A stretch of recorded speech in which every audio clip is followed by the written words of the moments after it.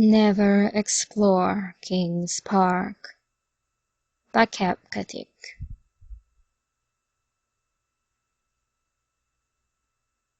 Hello, Reddit No Sleep. This is difficult to talk about, and something I'd rather forget. But it's something I need to get off my chest. For those of you who are familiar with Long Island, New York, you're probably familiar with what the title refers to. For those of you that don't, well, Long Island used to have 4 mental hospitals. The most infamous one of them all was Kings Park Psychiatric Center. Most locals just call it the Psyche, and it's a hot spot for urban explorers and paranormal enthusiasts. It first opened in 1885 and took on the facade of a simple farm. All that changed in 1939, when Building 93 was constructed. Building 93 is a 13-story red brick building, supposedly built to help alleviate overcrowding. In 1996, when the hospital was abandoned, 93 was left standing, and still stands to this day. One day, after hanging out at my girlfriend's house and talking to her older brother, who had been to the famous Psyche ward for a photography project, I decided I wanted to give it a try. I called up a buddy of mine, I'll call him Tom, and we made the plans. He would drive us to the facility, and we'd go exploring. The next day, Tom and I got ready, packing flashlights, water, some protein bars, a hatchet for breaking boards, a couple of assisted opening knives, and our phones, just in case. On the drive there, we made small talk and considered what buildings we'd hit, and which ones wouldn't be worth it. We decided, if nothing else, we'd go to 93. We arrived, and were immediately taken aback by the sheer size of Building 93, rising from the ground and looking completely out of place, like seeing a skyscraper in the middle of the Sahara Desert. Cautiously, we approached a side window, and Tom used the hatchet to break the boards, and we climbed in. That's when I first felt it. Something in my gut telling me to go back. I asked Tom if he felt it too, and he said no. Well, great. Now I'm going crazy, I thought to myself. We pressed on and walked into the room, which was filled with beds, chairs, and tables. The farther we walked, the stronger the feeling got. That's when I heard it. The scream sounded almost too human, like someone going through unimaginable torture. I knew Tom heard it too, because in a flash his knife was out, with a satisfying, comforting click.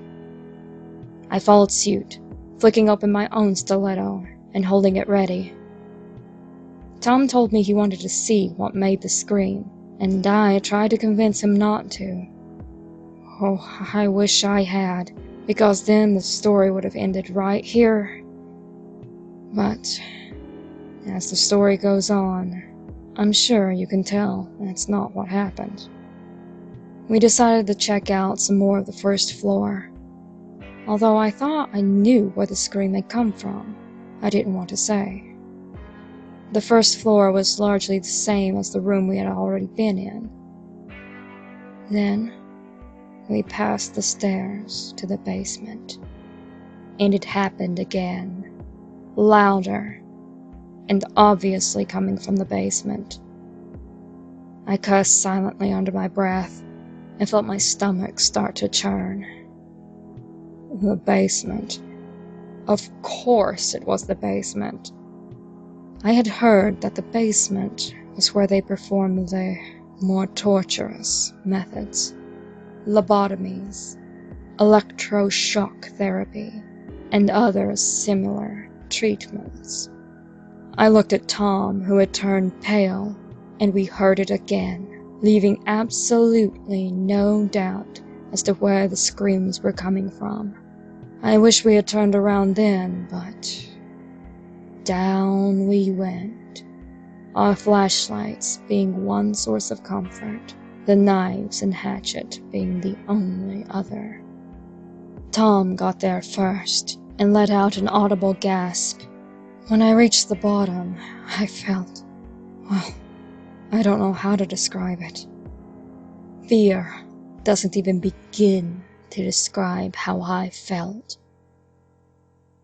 I felt the most terrible, awful sense of pure dread I had ever felt in my life. It was so bad, I had to walk to the side and throw up.